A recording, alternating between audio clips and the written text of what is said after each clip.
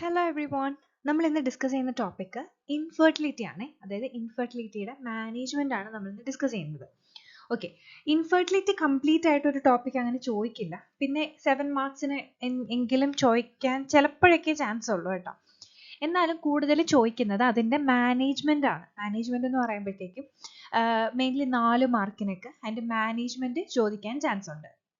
Okay, അപ്പോൾ നമ്മൾ ഇന്ന് ഇവിടെ ഡിസ്കസ് ചെയ്യുന്നത് അതിൻ്റെ കംപ്ലീറ്റ് മാനേജ്മെന്റ് അല്ലെങ്കിൽ ആ ഒരു ഓർഡർ എന്താണ്, ഒരു പേഷ്യൻ്റ് ഇൻഫെർട്ടിലിറ്റി ഉള്ളൊരു, അതായത് എന്താണ് പ്രഗ്നൻസി ഉണ്ടാവാതെ വരുന്ന ഒരു പേഷ്യൻറ്റ് നമ്മൾ എങ്ങനെയാണ് അതിൻ്റെ ഒരു ട്രീറ്റ്മെൻറ്റ്, ഒരു ഇതാണ് നമ്മൾ ഡിസ്കസ് ചെയ്യുന്നത്. ഓക്കെ, അപ്പോൾ ടോപ്പിക്കിലേക്ക് പോകുന്നതിന് മുന്നേ ഞാൻ ഒരു കാര്യം പറയട്ടെ. എൻ്റെ ചാനൽ ഒന്ന് ജസ്റ്റ് ഒന്ന് സബ്സ്ക്രൈബ് ചെയ്തിരിക്കുക. അപ്പോൾ നിങ്ങൾക്ക് പുതിയ പുതിയ വീഡിയോസ് ഒ ബി ജിയിൽ റിലേറ്റഡ് ആയിട്ടുള്ള വീഡിയോസ്, പുതിയ പുതിയ വീഡിയോസ് ചെയ്യുന്നത് നിങ്ങൾക്ക് കാണാൻ പറ്റും. സോ സ്റ്റാർട്ട് ചെയ്യാം. Definition: infertility is a medical condition where a couple is unable to conceive after 1 year of regular unprotected intercourse. അതായത് ഇപ്പോൾ നമ്മളൊരു ബേബി വേണമെന്ന് പ്ലാൻ ചെയ്തിട്ട് റെഗുലർ ആയിട്ട് അൺപ്രൊട്ടക്റ്റഡ് ഇൻ്റർകോഴ്സ് ആണ് എങ്കിലും എന്നിട്ടും കൺസീവ് ആവുന്നില്ല. അപ്പോൾ 1 year ആയിട്ടും കൺസീവ് ആവുന്നില്ല എങ്കിലാണ് നമ്മൾ എന്ത് പറയുന്നതിന് ഇൻഫെർട്ടിലിറ്റി എന്ന് പറയുന്നത്. ഓക്കെ, അപ്രോക്സിമേറ്റ്ലി തന്നെ നമ്മുടെ വേൾഡിൽ 15% ആളുകൾക്കും എന്താണ് ഇൻഫെർട്ടിലിറ്റി കാണുന്നുണ്ട്. പക്ഷേ ഇപ്പോഴത്തെ പുതിയ ടെക്നോളജീസും അതുപോലെ തന്നെ പുതിയ പുതിയ പ്രൊസീജിയേഴ്സും ഒക്കെ കാരണം ഒത്തിരി പേർക്ക് എന്ത് ചെയ്യുന്നുണ്ട്, അവർ എന്താണ് പ്രഗ്നൻ്റ് ആവുന്നുണ്ട്. അപ്പോൾ ഒത്തിരി മാനേജ്മെൻറ്റ് ഓപ്ഷൻ ഉണ്ട്. പക്ഷേ കുറേയൊക്കെ എക്സ്പെൻസീവ് ആണ്. പിന്നെ കുറേ ഇതിന് സൈഡ് എഫക്ട്സും കാര്യങ്ങളൊക്കെ ഉണ്ട്. അപ്പോൾ നമ്മൾ അത്രയും ഡീറ്റെയിൽഡ് ആയിട്ടൊന്നും ഡിസ്കസ് ചെയ്യുന്നില്ല. ജസ്റ്റ് നമുക്ക് അതിൻ്റെ മാനേജ്മെൻറ്റ് എങ്ങനെയാണെന്ന് കറക്റ്റ് ഓർഡറിന് പഠിച്ചു പോവാം. പിന്നെ ചോദിക്കാൻ ചാൻസ് ഉള്ളൊരു ക്വസ്റ്റ്യൻ ഇപ്പോഴാണ് ഓർത്തത്, അതിൻ്റെ ടൈപ്സ്. അതായത് ഇപ്പം നമ്മൾ പറയത്തില്ലേ, പ്രൈമറി ഉണ്ട്, സെക്കൻഡറി ഉണ്ട്, ഫീമെയിൽ ഇൻഫെർട്ടിലിറ്റി ഉണ്ട്, മെയിൽ ഇൻഫെർട്ടിലിറ്റി ഉണ്ട്, പിന്നെ അല്ലാതെ ഇഡിയോപ്പതിക് അല്ലെങ്കിൽ അൺഎക്സ്പ്ലെയിൻഡ് ആയിട്ടുള്ള ഇൻഫെർട്ടിലിറ്റി ഉണ്ട്. അപ്പോൾ ഞാൻ ഇതിനെപ്പറ്റി ഡിസ്കസ് ചെയ്യുന്നില്ല. അപ്പോൾ നിങ്ങൾക്ക് കോസസ് അല്ലെങ്കിൽ ടൈപ്സ് നിങ്ങൾക്ക് വേണമെങ്കിൽ നിങ്ങൾ കമൻറ്റ് ചെയ്താൽ നമുക്ക് അതൊരു വീഡിയോ ആയിട്ട് ചെയ്യാം. ഇപ്പോൾ ഇൻഫെർട്ടിലിറ്റി ഒരു ലോങ് വീഡിയോ ആയി പോകും. അതുകൊണ്ടാണ് ഞാൻ മാനേജ്മെൻറ്റ് മാത്രം ഫോക്കസ് ചെയ്യാമെന്ന് വിചാരിച്ചത്. ഓക്കെ, ഒരു ഇനിഷ്യൽ മാനേജ്മെന്റ് അല്ലെങ്കിൽ ഒരു പേഷ്യന്റ് കംപ്ലൈന്റ് ആയിട്ട് വരുവാണ്, എനിക്ക് ഇതുപോലെ ഇത്രയും നാളായിട്ട് ഞങ്ങൾ പ്രഗ്നന്റ് അല്ലെങ്കിൽ ഞങ്ങൾക്ക് ഒരു ബേബി ഇല്ല അല്ലെങ്കിൽ ഞാൻ പ്രഗ്നന്റ് ആയില്ല എന്ന് പറയുമ്പോൾ നമ്മൾ ഇനിഷ്യൽ ഇവാലുവേഷൻ ആണ് പേഷ്യന്റിൽ ചെയ്യുന്നത്. എന്തായിരിക്കും? ഫസ്റ്റ് മെഡിക്കൽ ഹിസ്റ്ററി നോക്കും. മെഡിക്കൽ ഹിസ്റ്ററി തന്നെ പ്രഗ്നൻസി, അവരുടെ സർജറി അല്ലെങ്കിൽ അവരുടെ മെഡിക്കൽ കണ്ടീഷൻസ് കാര്യങ്ങളൊക്കെ നമ്മൾ തിരക്കും. ഈ മെഡിക്കൽ കണ്ടീഷനിലേക്ക് നമ്മൾക്ക് ഇപ്പോൾ തൈറോയിഡ് അങ്ങനത്തെ ഉള്ള കാര്യങ്ങളില്ലേ, അങ്ങനെയുള്ള കാര്യങ്ങൾ, പിന്നെ PCOD അങ്ങനെ എന്തെങ്കിലും ചെയ്തിട്ടുണ്ടോ, പിന്നെ സിസ്റ്റുകളുണ്ടോ, ഫൈബ്രോയിഡുകളുണ്ടോ, അതൊക്കെ നമ്മൾ തിരക്കും. പിന്നെയാണ് ഫിസിക്കൽ എക്സാമിനേഷനിലോട്ട് പോകുന്നത്. ഫിസിക്കൽ എക്സാമിനേഷൻ ചെയ്തതിന് ശേഷം നമ്മൾ സെമൻ അനാലിസിസിലോട്ട് പോകും. അതായത് ഇപ്പം നമ്മൾ ഫസ്റ്റ് ഓവുലേഷൻ ടെസ്റ്റിങ്ങും സെമൻ അനാലിസിസും ചിലപ്പോൾ ഒരുപോലെ ചെയ്യുന്നുണ്ട്. ഗേളിനും ബോയ്ക്കും ഒരുപോലെ ചെയ്യും. ചിലവർക്ക് ആദ്യമേ നമ്മൾ മെയിലിന് അങ്ങ് സെമൻ അനാലിസിസ് നടത്തും. സെമൻ അനാലിസിസ് പിന്നെയാണ് ഓവുലേഷൻ ടെസ്റ്റിങ് നടത്തുന്നത്. അപ്പം ഇപ്പോൾ സെമൻ അനാലിസിസ് എന്ന് പറഞ്ഞപ്പോഴാണ് എനിക്ക് പെട്ടെന്നൊരു കാര്യം, ഞങ്ങൾ പഠിക്കുന്ന സമയത്ത് ഒരു ഒരു ഒരു സ്പെഷ്യൽ റൂമുണ്ട്. അതായത് ഞങ്ങളുടെ ഹോസ്പിറ്റലിൽ ഒരു റൂം ഉണ്ടായിരുന്നു. അപ്പോൾ നമുക്കറിയില്ല, ആ റൂം എപ്പോഴും പൂട്ടിയിരിക്കുകയാണ്. അപ്പം ഞങ്ങൾ എന്നും അവിടെ ചെന്ന് കൊട്ടും. പക്ഷെ എപ്പോഴും പക്ഷെ നമ്മൾ ശ്രദ്ധിക്കൂല, എപ്പോഴും അത് പൂട്ടിയിട്ടിരിക്കുകയാണ്. അപ്പോൾ ഞങ്ങൾക്ക് എന്തായിരിക്കും അവിടെ മാത്രം എന്നാൽ പേഷ്യന്റ് പറയുന്ന റൂമില്ല എന്നുള്ള കംപ്ലൈന്റ്. അങ്ങനെ തിരക്കിയപ്പോൾ ആണ് പറഞ്ഞത് സെമൻ കളക്ട് ചെയ്യുന്ന റൂമാണ്. പക്ഷെ അപ്പൊ എന്നിട്ട് ഞങ്ങൾക്ക് മനസ്സിലാവുന്നില്ല. ഇപ്പൊ നമ്മൾ പഠിക്കുന്ന സമയത്തൊന്നും നമുക്ക് പെട്ടെന്ന് അതിനെ കുറിച്ച് അറിവ് കാണത്തില്ല. ഞങ്ങളൊക്കെ ഒരു സെക്കൻഡ് ഇയർ ഒക്കെ ആ ടൈമിൽ റെഗുലർ ആയിട്ടുള്ള പോസ്റ്റിംഗ് സ്റ്റാർട്ട് ചെയ്യുമ്പോഴാണ് ഇതിനെപ്പറ്റി അറിയുന്നത്. അപ്പോൾ ചില ആൾക്കാർക്ക് മാത്രം ഡോറിനുള്ള കീ കൊടുക്കും.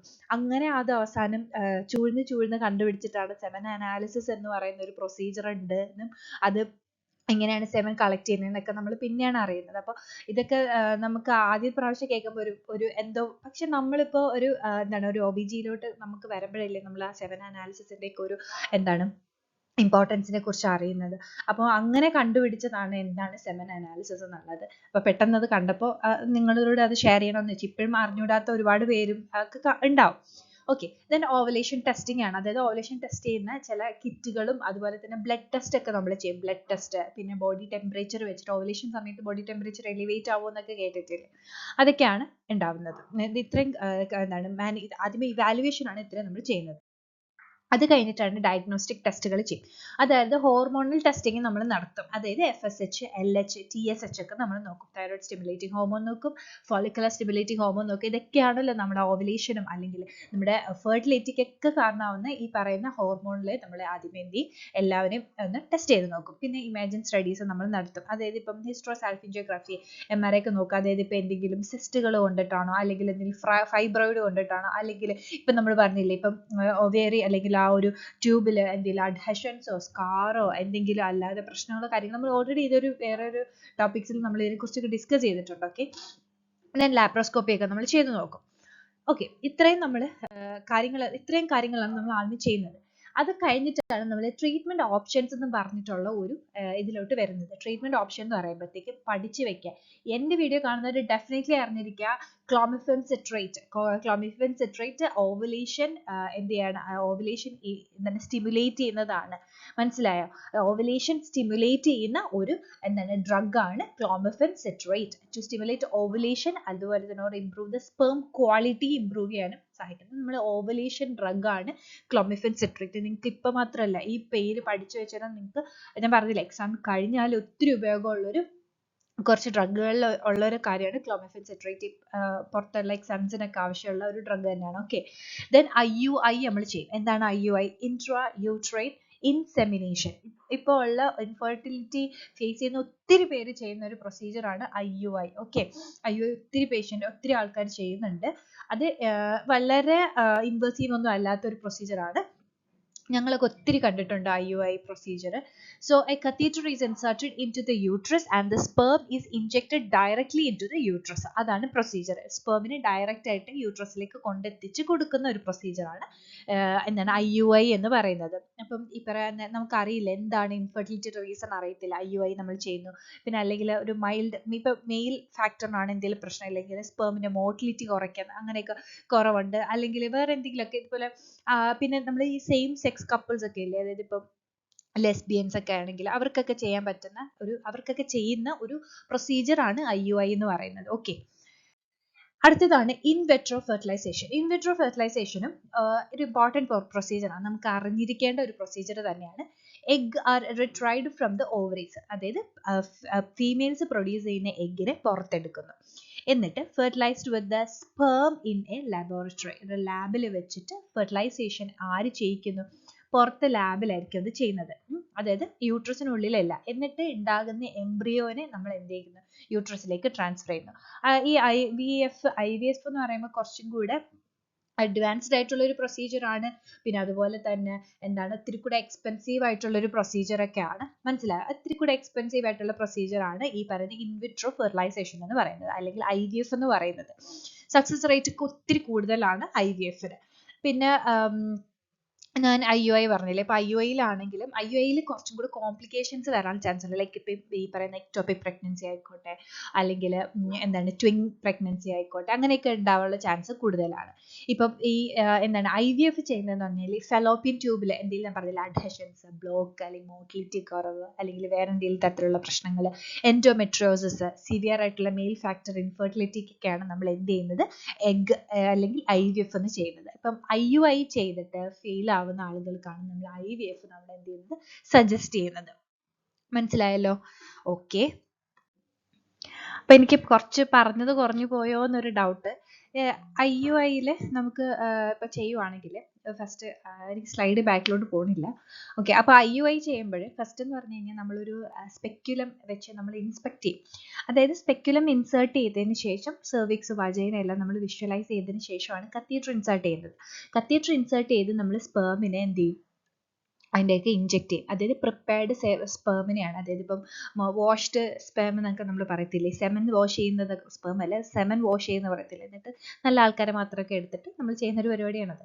അപ്പോൾ കത്തീറ്റർ എന്നിട്ട് കത്തീറ്റർ വഴി അതിനെ ഇൻസേർട്ട് ചെയ്തിട്ട് കത്തീറ്റർ നമ്മൾ റിമൂവ് ചെയ്യും. എന്നിട്ട് നമ്മൾ പേഷ്യനോട് പറയും എന്താണ്, ആ പ്രൊസീജിയർ കഴിഞ്ഞ് കഴിഞ്ഞാൽ ഒരു 15 തൊട്ട് 30 മിനിറ്റ് വരെ നമ്മൾ റെസ്റ്റിലാണ്, അതായത് അങ്ങനെ തന്നെ കിടക്കുക എന്ന് നമ്മൾ പറയാം. അതിപ്പം ഈ പറയുന്ന എന്താണ്, ഈ നമ്മൾ പറയൂലേ, മെഡിസിൻസ് കഴിക്കുന്ന ആൾക്കാർക്ക് ഈ ഇത്ര ഡേയ്സ് കൂടുമ്പോഴത്തേക്കും കോൺടാക്ട് ചെയ്യാൻ പറയും. അപ്പോൾ ഈ കോൺടാക്ട് ചെയ്യുന്ന ദിവസങ്ങളിലാണെങ്കിലും കോൺടാക്ട് ചെയ്തതിന് ശേഷം കുറച്ച് സമയം റെസ്റ്റ് എടുക്കുക എന്ന് തന്നെ പറയും.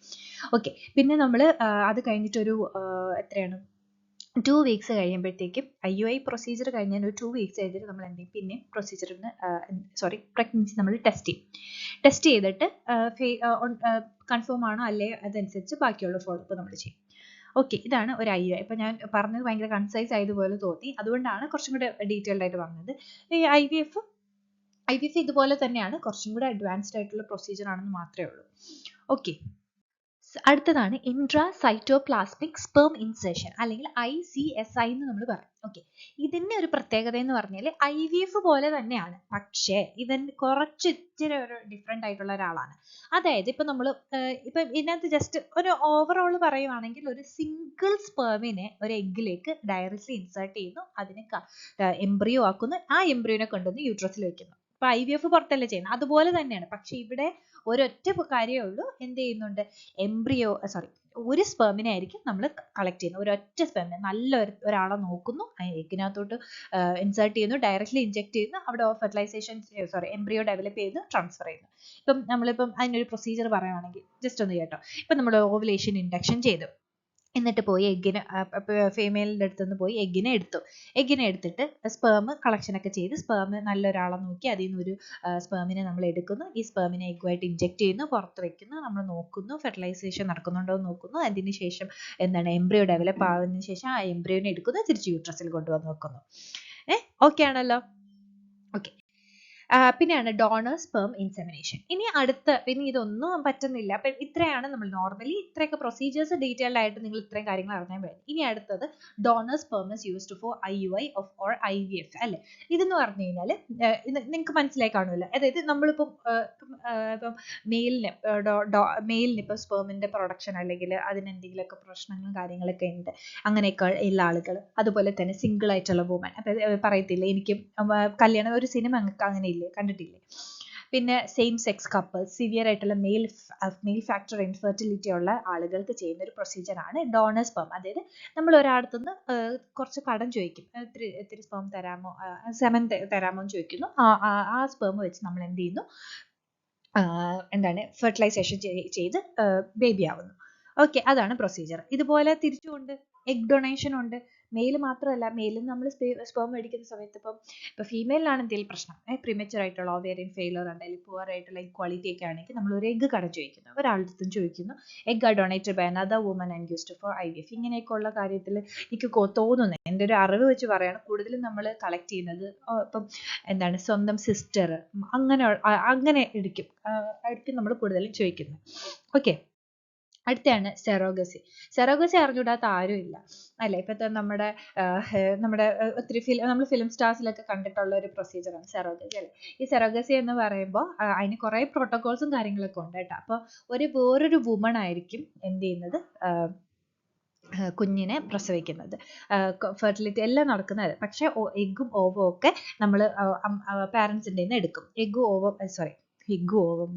എഗ്ഗും അതുപോലെ തന്നെ സ്പെർമും കൂടെ പാരൻസിൻ്റെ നിന്ന് എടുക്കുന്നു, ഫെർട്ടിലൈസേഷൻ ചെയ്യുന്നു, എന്നിട്ട് IVF പ്രൊസീജിയർ വഴി വേറൊരു വുമണിന് ആയിരിക്കും ക്യാരി ചെയ്യുന്നത്.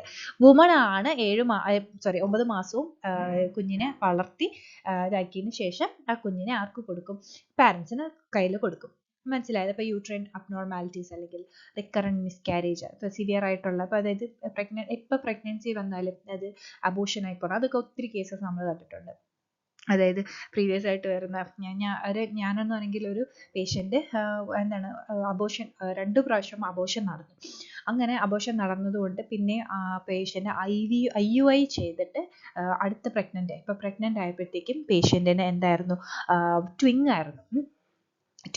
പക്ഷേ ഒരു 5 months ആണെന്നാണ് എൻ്റെ ഓർമ്മ, കറക്റ്റ് എനിക്ക് ഓർമ്മ വരുന്നില്ല. പക്ഷെ ജെൻഡർ അറിയാൻ പറ്റുന്ന രീതിയിൽ ആയപ്പോൾ പേഷ്യൻറ്റിന് സിവിയർ ആയിട്ട്, അതായത് പേഷ്യൻറ്റിന് ഇനി പ്രഗ്നൻസി കണ്ടിന്യൂ ചെയ്യാൻ പറ്റൂല, എന്തോ കറക്റ്റ് റീസൺ എനിക്ക് ഓർമ്മയില്ല കേട്ടോ. അങ്ങനെ പേഷ്യൻറ്റ് വന്നു, മെഡിസിൻ കൊടുത്തു, അബോർഷനുള്ള മെഡിക്കേഷൻ കൊടുത്തു. പക്ഷേ മെഡിസിൻ കൊടുത്തിട്ടാണോ എന്നല്ല, സിവിയർ ആയിട്ടുള്ള പേഷ്യൻ്റ് വോമിറ്റ് ചെയ്തപ്പോഴത്തേക്കും അതിൽ ഒരു ബേബി ഫസ്റ്റ് വന്നു. അത് കഴിഞ്ഞ് മെഡിസിൻ കൊടുത്തു, ഒരു 1 hourനുള്ളിൽ തന്നെ അടുത്ത ബേബിയും പുറത്തു വന്നു. 2 ബേബീസിനെ നമുക്ക് ബേബി ജെൻഡർ അറിയാൻ പറ്റുന്ന ബേബിയായിരുന്നു. അങ്ങനെ ഒരു കണ്ടീഷൻ. അതൊരു ഭയങ്കര സങ്കടമുള്ള ഒരു ഇതായിരുന്നു. കാരണം ഒത്തിരി നാളിന് ശേഷം ആണ് പിന്നെയും IUI ഒക്കെ ചെയ്ത് എന്താണ് പ്രഗ്നൻ്റ് ആയത്. അപ്പം ആ ലേഡി ഭയങ്കര ആദ്യമേ കുഴപ്പമില്ല എന്നൊക്കെ പറഞ്ഞെങ്കിലും ഷി വാസ് ലൈക്ക് ഭയങ്കര ഡെസ്പായിരുന്നു. നമുക്ക് ഊഹിക്കാവുന്നതേ ഉള്ളൂ. ഓക്കെ ഓക്കെ ഓക്കെ പറഞ്ഞു ഒത്തിരി പറഞ്ഞു പോയി, സോറി. അടുത്താണ് ഗാമേറ്റ് ഇൻട്രാ ഫെലോപ്പിയൻ ട്രാൻസ്ഫർ, അതായത് ഗിഫ്റ്റും സിഫ്റ്റും നമ്മൾ പഠിക്കും. അതായത് നമ്മൾ കേൾക്കുന്ന ഒരു പ്രൊസീജിയറാണ്. എഗ്ഗും സ്പേമും are transferred to the fallopian tubes where fertilisation occurs naturally. എന്ന് പറഞ്ഞു കഴിഞ്ഞാൽ പുറത്ത് വെച്ചൊന്നും നമ്മൾ ചെയ്യത്തില്ല. പകരം എന്താ ചെയ്യുന്നതെന്ന് വെച്ചാൽ എഗ്ഗും എടുക്കുന്നു, നമ്മൾ സ്പേമും എടുക്കുന്നു. എന്നതിന് ശേഷം അവരെ എന്ത് ചെയ്യുന്നു, ഡയറക്റ്റ്ലി അവർ രണ്ടുപേരുടെ ഒന്നിച്ച് ഫെലോപ്പിയൻ ട്യൂബിൽ വെച്ച് ഫെർട്ടിലൈസേഷൻ ചെയ്യുന്നു. പക്ഷെ അകത്തുനിന്ന് നിങ്ങൾ എടുത്തു, പുറത്തുനിന്ന് അവർ രണ്ടുപേരും എടുത്തിട്ടാണ് അത് ചെയ്യുന്നത്. പിന്നെ അൺഎക്സ്പ്ലെയിൻഡ് ആയിട്ടുള്ള ഇൻഫെർട്ടിലിറ്റി, മെയിൽ ഫാക്ടർ ഇൻഫെർട്ടിലിറ്റിക്കാണ് ഗിഫ്റ്റ് നമ്മൾ ചെയ്യുന്നത്. അതുപോലെ തന്നെയാണ് സിഫ്റ്റ്. ഇവിടെ തന്നെ സൈഗോട്ടിനെയാണ് നമ്മൾ ഫെലോപ്പിയൻ ട്യൂബിലോട്ട് കൊടുക്കുന്നത്. മറ്റേത് ഗ്യാമേറ്റ് ആണെങ്കിൽ ഇവിടെ സൈഗോട്ടിനെയാണ് എന്ത് ചെയ്യുന്നത്, നമ്മൾ ഫെലോപ്പിയൻ ട്യൂബിലോട്ട് കൊടുക്കുന്നത്. ഓക്കെ ആണല്ലോ. അടുത്തന്നെ ട്യൂബൽ റിവേഴ്സൽ. ട്യൂബൽ റിവേഴ്സൽ എന്ന് പറയുമ്പോൾ ഇതൊക്കെ എന്ന് പറഞ്ഞു കഴിഞ്ഞാൽ ഒരു എന്താ പറയുന്നത്, ഇപ്പം ഫോർ എക്സാമ്പിൾ ഇപ്പം ഒരു പ്രഗ്നൻസി കഴിഞ്ഞു, അതായത് സെക്കൻഡറി ടൈപ്പാണ്. ഓക്കെ, അതായത് ഒരു പ്രഗ്നൻസി കഴിഞ്ഞു, പക്ഷെ അപ്പോൾ പ്രഗ്നൻസി കഴിഞ്ഞു, അല്ലെങ്കിൽ 2 പ്രഗ്നൻസി ഒക്കെ കഴിഞ്ഞു, 2 മക്കളൊക്കെ ഉണ്ട്. ഇപ്പം അല്ലെങ്കിൽ ഇപ്പോൾ ഒരു മോള് അല്ലെങ്കിൽ ഒരു കുഞ്ഞാണുള്ളതെന്ന് വിചാരിച്ചു. അപ്പോൾ കുഞ്ഞ് മരിച്ചു പോവുക, അല്ലെങ്കിൽ വേറെ എന്തെങ്കിലും പ്രശ്നം ഓൾറെഡി നമ്മൾ എന്തെങ്കിലും കാണുന്നുണ്ട്. ഇപ്പോൾ ഈ ട്യൂബൽ ലിഗേഷൻ ഒക്കെ ചെയ്യുവാണെങ്കിൽ ആ ട്യൂബൽ ലിഗേഷൻ എന്താണ് മീൻസ് പഴയതുപോലെ ആക്കുക. 3 കുട്ടികൾ വേണം എന്നുള്ളവർക്ക്, അതുണ്ട് ഡിസയർ ഫോർ മോർ ചിൽഡ്രൻ, മനസ്സിലായില്ല. അപ്പോൾ അങ്ങനെ ഒരു surgery to reverse previous tubal ligation. ആ ലിഗേഷൻ നമ്മൾ പറയുന്നില്ലേ, ഇത്ര നാളായുമ്പോൾ എനിക്കൊരു കുഞ്ഞിനും കൂടെ വേണമെന്ന് ആഗ്രഹം തോന്നുന്നു, അങ്ങനെ പറയുമ്പോൾ ആ പതുക്കെ ലിഗേറ്റ് ചെയ്തിരിക്കുന്ന ട്യൂബ് മാറ്റി നമ്മൾ ചെയ്യുന്നതിന് ട്യൂബൽ റിവേഴ്സൽ പറയുന്നത്. അതുപോലെയാണ് വെരിക്കോസിൽ റിപ്പയർ. അതും ഒരു എന്താണ്, ഇപ്പം വെരിക്കോസിൽ എന്ന് പറയുമ്പം നമ്മുടെ ഈ സ്ക്രോട്ടത്തിലൊക്കെ ഉള്ള വെയിൻ സ്വെല്ലിങ് കാരണമൊക്കെ ഇൻഫെർട്ടിലിറ്റി ഉണ്ടാവത്തില്ല. അപ്പോൾ അതിന് ഈ ലോ സ്പേം കൗണ്ടിനൊക്കെ വരുമ്പോൾ അതിന് വേണ്ടി ചെയ്യുന്ന ഒരു പ്രൊസീജിയറാണ് വെരിക്കോസിൽ റിപ്പയർ. പിന്നെയാണ് ഹിസ്ട്രോസ്കോപ്പിക് സർജറി. ഹിസ്ട്രോസ്കോപ്പിക് സർജറി എന്ന് പറഞ്ഞാൽ surgery to remove the uterine fibroids. ഇതൊക്കെ എന്ന് പറഞ്ഞു കഴിഞ്ഞാൽ ഉള്ള ഒരു കണ്ടീഷനെ റിമൂവ് ചെയ്ത്, അതായത് ഒരു മെഡിക്കൽ കണ്ടീഷൻ കാണും പേഷ്യൻ്റ്, അതിനെ റിമൂവ് ചെയ്ത് പ്രഗ്നൻസിയിലോട്ട് ഇതാക്കുക. അതായത് ഇപ്പോൾ ഈ പറയുന്ന യൂട്രൈൻ ഫൈബ്രോയിഡ് ആയിരിക്കട്ടെ, പോളിപ്സ് ആയിക്കോട്ടെ, അതൊക്കെ റിമൂവ് ചെയ്യാൻ വേണ്ടിയിട്ടാണ്. Surgery to remove the uterine fibroids, polyps, അത് അബ്നോർമാലിറ്റീസ് ഒക്കെ റിമൂവ് ചെയ്യാൻ വേണ്ടിയിട്ടാണ് ഹിസ്ട്രോസ്കോപ്പിക് സർജറി ഒക്കെ നമ്മൾ ചെയ്യുന്നത്. ഓക്കെ ആണല്ലോ. പിന്നെയാണ് ലാപ്രോസ്കോപ്പിക് സർജറി. അതും പ്രൊസീജിയർ തന്നെയാണ്, ഡയഗ്നോസ് ചെയ്യാൻ വേണ്ടിയിട്ട്. എന്താണ് കാരണം കണ്ടുപിടിച്ചാലല്ലേ നമുക്ക് അതിനുള്ള പ്രൊസീജിയേഴ്സ് ചെയ്യാൻ പറ്റുള്ളൂ. ഓക്കെ. അതുപോലെ തന്നെ പിന്നെ നമ്മൾ കൊടുക്കുന്ന ഇമോഷണൽ സപ്പോർട്ട്, പ്രോപ്പറായിട്ടുള്ള അഡ്വൈസ്, പിന്നെ എന്താ പറയുക, പിന്നെ ഇതിൻ്റെ അതായത് കാണുന്ന സൈഡ് എഫക്ട്സുകൾ അല്ലെങ്കിൽ പ്രശ്നങ്ങളെല്ലാം നമ്മൾ കുറച്ചൊരു ഓവറോൾ ഐഡിയാസ് നമ്മൾ പേഷ്യൻറ്റിന് കൊടുക്കും. ഇതൊക്കെ ഒന്ന് എഴുതിക്കോണേ. നഴ്സസ് റെസ്പോൺസിബിലിറ്റീസിൽ വരുന്നതാണ് emotional support, counselling, group support, പിന്നെ അങ്ങനെയൊക്കെയുള്ള കാര്യങ്ങൾ. പിന്നെ പ്രോപ്പറായിട്ടുള്ള എഡ്യൂക്കേഷൻസ് കാര്യങ്ങളൊക്കെ നമ്മൾക്ക് നഴ്സസിൻ്റെ ഒരു എന്താണ് എന്താ പറയുന്നത്, അവർ നഴ്സസ് റോളാണ്. ഓക്കെ, അപ്പോൾ ഇത്രയേ ഉള്ളൂ ഇന്നത്തെ ക്ലാസ്. നിങ്ങൾ ജസ്റ്റ് ചാനലൊന്ന് സബ്സ്ക്രൈബ് ചെയ്തിരിക്കണേ. അപ്പോൾ എന്താണ്, നിങ്ങൾക്ക് ക്ലാസ് മനസ്സിലായെന്ന് വിചാരിക്കുന്നു. നിങ്ങൾക്ക് ഞാൻ ടൈപ്സ് ഒന്നും ചെയ്തിട്ടില്ല. അപ്പോൾ നിങ്ങൾക്ക് വേണമെന്നെങ്കിൽ ജസ്റ്റ് ഒരു മെസ്സേജ് ഇട്ടിരുന്ന, ഒരു കമൻറ്റ് ഇട്ടിരുന്നാൽ നമുക്ക് അതിനെക്കുറിച്ച് ഡിസ്കസ് ചെയ്യാം. So thank you for watching my video.